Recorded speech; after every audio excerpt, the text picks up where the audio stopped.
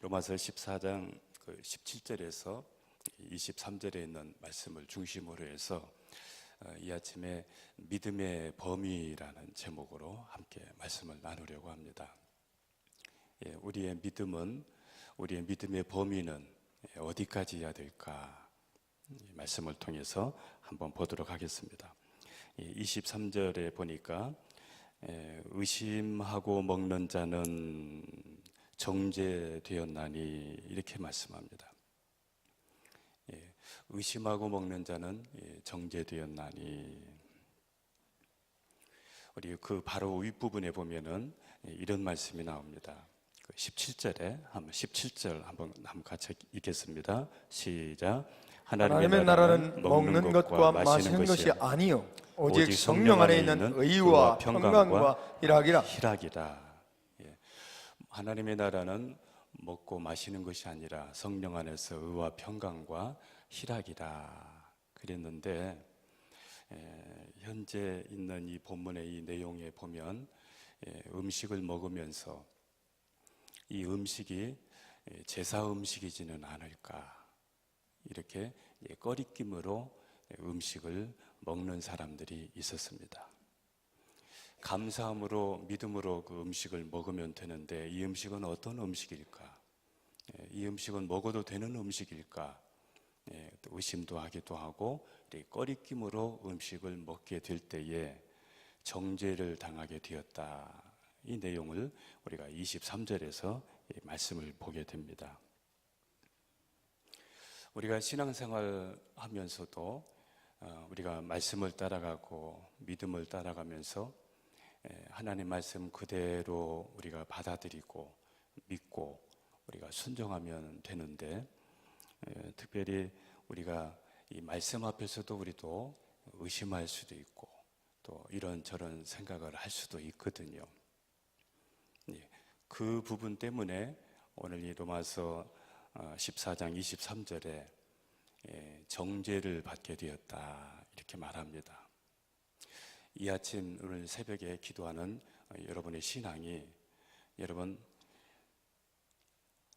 하나님의 말씀을 따라가며 믿음을 따라가는 가운데 여러분 속에 있는 모든 의심들이 다 사라지고 하나님의 말씀이 여러분에게 사실로 다가올 수 있기를 축복합니다. 아멘, 아멘.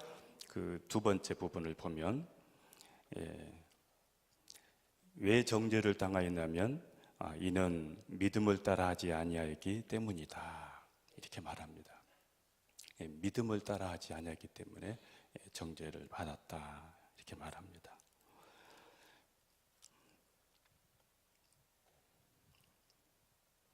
저는 지금부터 이제 우리의 믿음의 범위가 어디까지일까?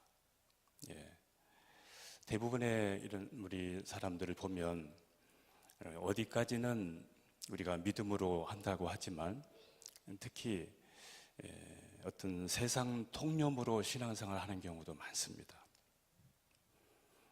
자기 어떤 경험으로 신앙생활을 하는 경우도 있고, 어디까지는 믿음으로 하는데 그 넘어서는 세상적인 기준으로 신앙생활을 할 수도 있습니다.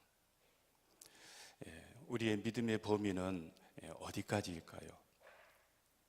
23절 우리 하반절에 보면 왜 정죄를 당하였고 왜 이런 일이 생겼는지 나옵니다. 그래서 믿음을 따라하지 아니하는 것은 다 죄인이라 이렇게 말합니다. 성도 여러분, 여러분은 지금 믿음을 따라 살고 있습니까? 믿음으로 주어진 사명을 감당하고 있습니까? 여러분의 가정은 믿음을 따라가고 있습니까? 말씀을 따라가고 있습니까? 믿음은 일부분이 아니라 전부라는 것을 우리가 볼 수 있습니다. 믿음은 한쪽의 어떤 반쪽 믿음이 아니라 전부여야 된다는 것을 우리가 알 수 있습니다. 사람들이 하나님의 말씀대로 살아가야 된다고 하면서 말씀대로 살지 않는 그러한 이유는, 신경을 쓰게 되면, 말씀대로 살게 되면, 또 성령께서 우리 안에서 감동을 주시는 대로 살게 되면 피곤할 수도 있고, 또 신경을 쓰니까 귀찮을 수도 있고, 그래서 우리의 신경줄을 끄고 살아갈 수가 있습니다. 우리의 생각, 우리의 믿음, 우리의 마음 속에 믿음이 또 우리의 생각의 범위가 100% 가동되지 않고, 100이라고 하면 그 100에 대해서 온전한 믿음으로 살지 않고 어느 한 일부분은 믿음을 적용하고 나머지는 어떤 세상 통념으로 살아갈 수도 있다는 이야기입니다. 성령께서 우리에게 감동을 주셔도 그 감동을 따라서 우리가 온전히 살아가기보다는 우리의 생각에 제한되어져서 성령을 소멸할 수도 있습니다. 저는 이 아침에 이 말씀을 보면서 우리의 믿음의 범위는 얼마나 돼야 될까를 함께 같이 나누고자 하는 겁니다.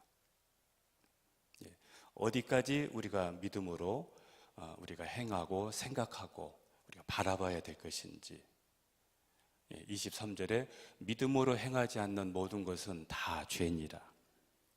다 죄니라. 다 죄니라. 어느 분하고 한번 식사하는 그런 기회가 있었습니다. 예전에는 신앙생활을 참 열심히 하는 형제였었는데, 그래서 시간 나면은 우리 교회에 대해서도 소개도 하고 전도도 하고 이렇게 했었는데, 이제 시간이 이렇게 지나다 가면서 우리 교회에 대해서 소개는 하고 예수 믿으라는 그런 이야기는 하지만 누가 자기에게 이제 이야기를 걸어올 때에 그때에는 이야기를 하고 점점 자신을 잃어가게 되더라, 이런 이야기를 하더라고요. 적극적으로 말씀을, 주님을 전할 수 없게 되더라는 것이죠. 왜냐하니까 같이 직장 생활을 하다 보니까, 또 위에 있다 보니까, 또 밑에 잘 못하는 그런 일이 있으면 때로는 야단도 치고, 또 때로는 또 강하게 또 어필도 하고, 이러다 보니까 자신감이 점점 없어지게 되면서 지금은 자기한테 이야기를 걸어오고 또 대시에 오면은 이야기를 하지만 침묵하는 시간들이 많다고 그런 이야기를 하는 것을 봤습니다. 직장에서도, 우리의 일터에서도 우리가 우리의 모든 삶을 하나님의 말씀의 기준에서 우리가 갈 수 있어야 되는데, 사람과의 관계, 또 그분들에게 좋은 관계를 갖고 좋은 모습을 보이려고 하면 내가 희생을 해야 되잖아요. 내가 인내해야 되고 참아야 되고 그럼에도 불구하고 웃어야 되고, 이런 부분이 쉽지 않으니까 거기에서 믿음의 신경줄을 끄고 적당하게 살아갈 수가 있다는 것이죠. 그래서 지금은 조금 편하다 하더라고요. 왜냐하면 신경을 안 쓰니까. 신경을 안 쓰니까 부담도 덜하고,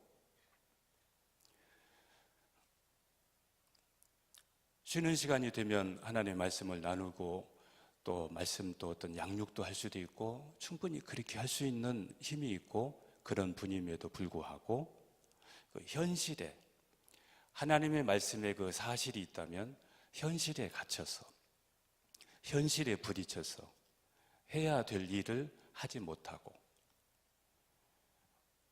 우리가 살고 있는 우리의 공동체, 또 우리 주변에, 우리 집 주변에 이런 여러 가지 이런 많은 사람들을 보면서도 어떨 때는 다가가서 따뜻하게 대화하고 싶고 인사하고 싶고 이 관계 소통을 우리가 할 수 있는데 그 한계를 벗어나지 못할 수도 있다는 것이죠. 자, 우리의 범위는, 우리의 신앙의 범위는 어디 해야 될까요? 우리는 말씀을 따라가고 믿음을 따라가면서 우리가 하나님께 집중하면서, 그러면서 우리에게 영적인 즐거움을 우리가 가질 수 있어야 되는데, 영적으로 하나님 앞에서는 적당한 그러한 믿음의 그 범위 내에 있으면서 세상적인 즐거움, 어떤 미디어라든지 다른 어떤 즐거움, 대리만족, 이 대리만족 속에서 오히려 우리가 믿음의 또 하나님께서 우리에게 의와 평강과 희락 가운데 역사하는 그 성령의 위로부터 주시는 그런 영적인 그런 감동과 관계없이 다른 데서 어떤 기쁨을 또 만족을 그러면서 우리의 신앙의 어떤 부분들이 점점 이렇게 후퇴되어지는 이러한 일이 있습니다. 요즘 이제 겨울이 되니까 손발이 차가운 사람들이 많이 있지요. 우리의 손과 발은 심장에서 제일 먼 거리거든요. 심장에서 제일 멀다 보니까 손발이 쉽게 차가워질 수 있다는 것이죠. 자, 우리 예전에 보면은 그 보일러, 요즘에는 뭐 다르게도 하지만은 여러분 가정에 겨울에 보일러가 100% 가동이 안 되면 그 방은 어떻게 될까요? 우리의 몸에도 우리 모세 혈관 손끝 발끝까지 혈액 순환이 잘 된다고 하면 우리 손발에 냉병이 안 걸리겠죠. 그래서 손발에 냉병 있는 사람들은 겨울에 운동하시기도 하고 또 뜨거운 물에 그 왕소금, 굵은 소금을 한 주먹 넣고 손과 발을 이렇게 담궈 놓으면 손과 발이 따뜻해지니까 온 몸이 따뜻해지고 냉병이 사라지고 혈액순환이 잘 되고 그렇게 되듯이 우리의 이 믿음의 범위도 어디까지만 미쳐지고 어디까지는 지금 중단되고 있다면 믿음으로 하지 않는 것은 다 죄니라. 저와 여러분들이 하나님 앞에서 과연 우리는 정말 믿음을 따라가고 말씀을 따라가고 그 말씀의 범위에 이르기까지 우리는 나가고 있는지, 내 개인의 한계에서 머물러 있지 않고 우리가 기도할 때에도 내 개인이 아니라 대전을 품고 우리 교회를 품고 또 나라와 민족을 품고 한국 교회를 품고 그리고 세계의 선교 현장을 품으면서 우리는 기도할 수 있어야 됩니다. 아멘. 기도할 수 있어야 됩니다. 아멘. 왜냐하면 우리의 믿음의 범위는 나의 한계, 어디에 나로 국한되어 있지 않기 때문입니다. 이런 믿음이 건강한 믿음인 줄로 믿습니다. 아멘. 한번 말씀을 한번 데살로니가전서 5장 16절 18절을 한번 보도록 하겠습니다. 자, 같이 읽겠습니다. 시작. 항상 기뻐하라. 쉬지 말고 기도하라. 범사에 감사하라. 이것이 그리스도 예수 안에서 너희를 향하신 하나님의 뜻입니다. 믿음의 범위는 어디냐? 항상입니다. 항상.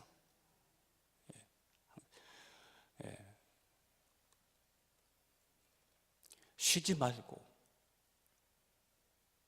범사에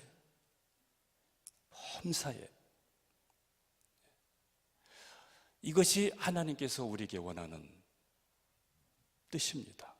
그리고 하나님이 우리에게 제시하시는 범위입니다. 나의 믿음의 범위는 어디야 되느냐? 언제 우리가 기뻐하고 어디 선까지 나가야 되느냐 할 때에 항상 기뻐하라. 항상 기뻐하라.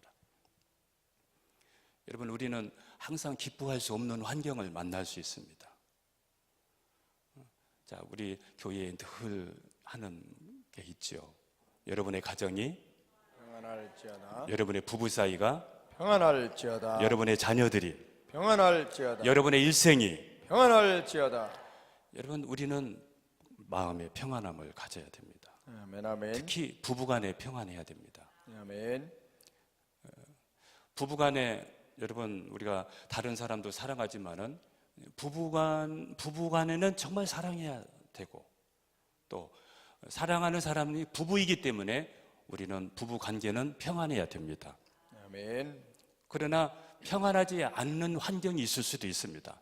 그럼에도 불구하고 우리는 믿음을 따라서, 말씀을 따라서 성령 안에서 의와 평강과 희락이라 우리는 아멘. 평안할 수 있어야 됩니다. 아멘. 아멘. 우리의 환경이 어려운 환경이 와도 그 환경에서 우리는 성령 안에서 의와 평강과 희락이라 우리는 기뻐할 수 있고 평안할 수 있어야 됩니다. 아멘. 아멘. 그리하지 아니하는 환경이라도 우리는 믿음으로, 말씀으로, 성령 안에서 우리는 기뻐하고 우리는 평안할 수 있어야 됩니다. 아멘. 아멘. 있어야 됩니다. 왜냐하면 이것이 우리 하나님의 사람들의, 우리 믿음의 사람들의 이 삶의 모습이지 않겠습니까? 항상 기뻐하라. 나의 믿음의 범위가 어디냐? 우리가 예배드리는 우리 교회 공간 안에서만 아니라 우리가 있는 삶의 모든 현장에서 우리는 빛이요, 소금이요, 우리는 주님의 제자로 살아야 될 줄로 믿습니다. 아멘. 아멘. 항상 쉬지 말고 기도하라. 우리의 기도의 범위가 어디냐 할 때에 쉬지 말고 기도하라. 쉬지 말고 기도하라. 쉬지 말고 기도하라. 범사에 감사하라. 범사에 감사하라. 나의 믿음의 범위가. 이런 상황에서, 또 이런 환경에서 우리가 할 수 없다고 말할 수도 있지만, 그러나 하나님께서 우리에게 말씀하시는 믿음의 범위는 일부분이 아니라는 겁니다. 일부분이 아닙니다. 우리의 믿음의 범위는 일부분이 아니라 전부여야 됩니다. 아멘. 아멘. 여러분의 신앙이, 여러분의 믿음이 골고루 여러분 일부분에 국한되지 않고 한없이 쭉쭉 뻗어나갈 수 있는 믿음을 소유할 수 있기를 주님의 이름으로 축복합니다. 아멘. 아멘. 우리가 잘 아는 누가복음 18장 1절 이하에서도 항상 기도하고 낭망하지 말라.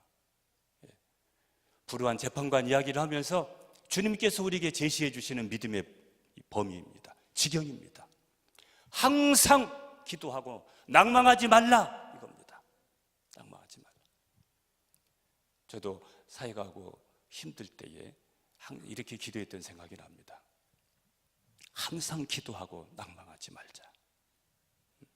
너희는 마음에 근심하지 말라. 하나님을 믿으니 또 나를 믿어라. 너희는 마음에 근심하지 말고 믿음을 가져라. 기도하자. 말씀을 따라가자. 이렇게 막 외쳤던 그런 생각이 납니다. 여러분 항상 기도하고 낭망하지 마라. 여러분 지금 혹시 기도하면서 여러분의 믿음의 범위가 낭망을 물리치지 못하고 낭망에 눌려서 고난의 환경에 눌려 있지는 않습니까? 영적으로 그늘려 있지는 않습니까? 여러분의 믿음으로 그 모든 것을 극복할 수 있고 돌파할 수 있기를 주님의 이름으로 축복합니다. 아멘. 아멘. 우리 주님은 어떻게 하셨을까? 우리 주님께서 하나님 앞에 기도했던 그런 믿음의 한 모습들을 한번 보고자 합니다. 마태복음 26장 37절, 38절을 같이 보겠습니다. 시작. 베드로와 세베데의 두 아들을 데리고 가실새 고민하고 슬퍼하사 이에 말씀하시되 내 마음이 매우 고민하여 죽게 되었으니 너희는 여기 머물러 나와 함께 깨어 있으라 하시고. 아멘. 예수님께서 제자들을 데리고 산에 올라가셔서 이제 십자가를 지시기 전에 이제 기도하시는 그 모습들입니다. 그런데 이 내용을 보니까 예수님께서도 기도하실 때 고민하고 슬퍼하사 막 매우 고민하여 죽게 되었다. 이렇게 하면서 제자들에게 기도를 부탁하는 것을 보게 됩니다. 말씀드리는 이유는 예수님도 기도하실 때 온 마음을 다해서 기도했다는 겁니다. 하나님이시기 때문에, 예수님이시기 때문에 적당한 기도가 아니라 정말 온 마음을 다해서 하나님 앞에 기도하셨다 이겁니다. 한 구절 더 보도록 하겠습니다. 히브리서 5장 7절 한 절만 보겠습니다. 시작. 그는 육체에 계실 때에 자기를 죽음에서 능히 구원하실 이에게 심한 통곡과 눈물로 간구와 소원을 올렸고 그의 경건하심으로 말미암아 들으심을 얻었느니라. 그가 주님께서도 이 땅에 계실 때에 심한 통곡과 눈물과 간구로 소원을 하나님 앞에 올렸고, 그리고 하나님이 그의 기도를 들으셨다, 이렇게 말합니다. 우리 주님께서도 주님이 기도하시는, 또 주님의 그 믿음의 범위는 일부분이 아니라 온 마음을 다해서 온 마음으로 하나님을 향했던 것을 우리가 보게 됩니다. 시간 관계상 우리 한 구절 더 보도록 합니다. 마가복음 5장 22절 23절을 보도록 하겠습니다. 같이 봅니다. 시작. 회당장 중에 하나인 야이로라 하는 이가 와서 예수를 보고 발 아래 엎드리어 간곡히 구하여 이르되 내 어린 딸이 죽게 되어 싸우니 오셔서 그 위에 손을 얹으사 그로 구원을 받아 살게 하소서 하거늘. 여기 보니까 회당장이었습니다. 회당장이었습니다. 회당장이었습니다. 그럼에도 불구하고 예수님께 나와서 예수님 앞에 그가 엎드렸습니다. 예수님 발 앞에 엎드려서 간곡하게 예수님 앞에 간구하는 것을 보게 됩니다. 하나님 앞에 나가는 우리의 믿음의 범위, 우리의 직분자들이 하나님 앞에 나서는 자세, 이 자세를 보게 됩니다. 그리고 이 회당장의 그런 감동과 그 자세를 보면서 주님이 그와 동행을 하게 됩니다. 그런데 또 다른 그 반대의 무리를 또 회당장의 주변에서 보게 되는데, 자, 마가복음 5장 38절부터 보겠습니다. 같이 봅니다. 시작. 회당장의 집에 함께 가사 떠드는 것과 사람들이 울며 심히 통곡함을 보시고 들어가서 그들에게 이르시되 너희가 어찌하여 떠들며 우느냐, 이 아이가 죽은 것이 아니라 잔다 하시니 그들이 비웃더라. 예수께서 그들을 다 내보내신 후에 아이의 부모와 또 자기와 함께한 자들을 데리시고 아이 있는 곳에 들어가사 그 아이의 손을 잡고 이르시되 달리다굼 하시니 번역하면 곧 내가 내게 말하노니 소녀야 일어나라 하심이라. 아멘. 또 한 부류의 사람이 나오는데 주님 앞에서도 그 환경 때문에 통곡하는 것을 보게 됩니다. 그리고 주님이 말씀하실 때 비웃는 또 모습들을 보게 됩니다. 주님께서 이 아이를 살릴 때에 그 비웃고 믿지 않는 이 사람들을 다 내보내고 난 후에 그 아이를 살려내는 것을 보게 됩니다. 여러분, 일부분의 믿음이 아니라 여러분의 믿음 가운데, 여러분의 삶에, 여러분의 생각과 마음에 믿음이 전부가 되고 가득 채워지기를 축복합니다. 불신앙과 영적인 모든 그늘짐을 다 몰아내고 하나님 앞에 이렇게 나갈 때 오늘 이 아침에도 하나님께서 여러분의 기도 가운데 역사하실 줄로 믿습니다. 우리 한 구절만 하나만 더 보고 마치도록 하겠습니다.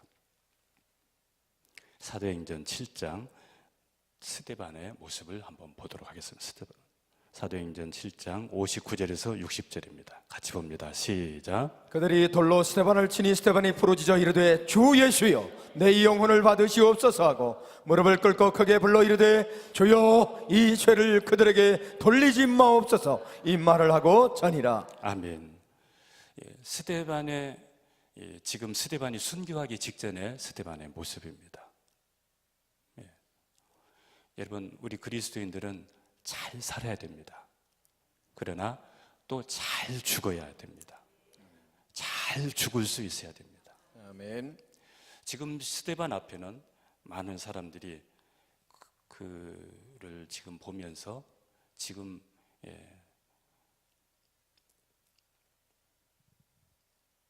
스데반을 죽이기 위해서 쳐다보고 있는 이 상황에서 스데반이 한 행동을 보게 됩니다. 그의 얼굴은 천사처럼 빛났다고 말합니다. 지금 이 환경에서 그의 영성은 이렇게 밝은 영성을 가질 수 있을까? 이렇게 밝은 영성을 두려움 없이 가질 수 있을까? 그리고 자기를 치고 돌로 던지고 죽이는 그들을 향해서 저들의 죄를 용서해 달라고, 미워하지 않고 원망하지 않고 용서하면서 그렇게 할 수 있을까? 우리의 믿음의 범위가 어디여야 되는지, 우리의 신앙의 범위가 어디여야 되는지. 그래서 스데반의 모습을 보면서 이것이 우리 신앙인의 모습이구나. 이렇게 살다 가는 것이, 어떤 상황에서도 이런 모습으로 비춰지는 것이, 이 모습 때문에 사울이 변화되게 되었고, 이 모습 때문에 복음의 역사가 강하게, 그리고 예루살렘을 넘어서 유다와 사마리아 땅끝까지, 로마까지 점령하게 되는 이 역사가 일어나게 되었구나. 이거를 보게 됩니다. 자, 우리의 믿음의 범위는 어디여야 될까? 여러분, 하나님께서 우리에게 믿음을 가지고 또 큰 믿음을 가져라, 또 믿음이 없는 것을 책망하시고, 이런 것을 우리가 성경에서 자주 보게 됩니다. 하나님께서 우리에게 믿음을 원하는 것은 하나님 앞에 맹종하기 위해서 우리에게 무조건 믿음을 요구하는 것은 아닐 겁니다. 믿음이 없으면 우리는 오늘 하루도 흔들릴 수밖에 없습니다. 여러분, 내 믿음의 범위가 일부분이면 그 안에서 우리는 누릴 수 있고, 내 믿음이 100이면 그 100의 안에서 우리는 누리고, 우리는 그 안에서 얼마든지 하나님을 찬양할 수 있을 것입니다. 99%의 순종이 불순종이라면 99%의 믿음은 온전한 믿음이 아닐 수 있습니다. 우리의 믿음은 오늘도 내 삶의 능력입니다. 아멘, 아멘. 오늘 나의 삶의 에너지입니다. 아멘. 믿음이 있어야만이 우리는 돌파해 나갈 수 있고, 아멘, 아멘. 지금 이런 환경, 저런 환경, 질병, 어떤 문제가 있어도 그거를 믿음으로 극복해 갈 수 있습니다. 아멘, 아멘. 그러므로 믿음은 나를 위해서, 하나님이 나를 위해서 믿음을 강조하시고, 이러한 믿음을 우리에게 원하신 줄로 믿습니다. 아멘. 오늘 또 고난 앞에, 환경 앞에 여러분 무릎 꿇지 마시고, 하나님이 원하시는 그런 믿음으로 여러분 돌파할 수 있기를 주님의 이름으로 축복합니다. 아멘, 아멘. 적극적인 믿음으로, 긍정적인 믿음으로, 또 뜨거운 기도로 여러분 승리하시기를 주님의 이름으로 축복합니다. 아멘. 기도하시겠습니다.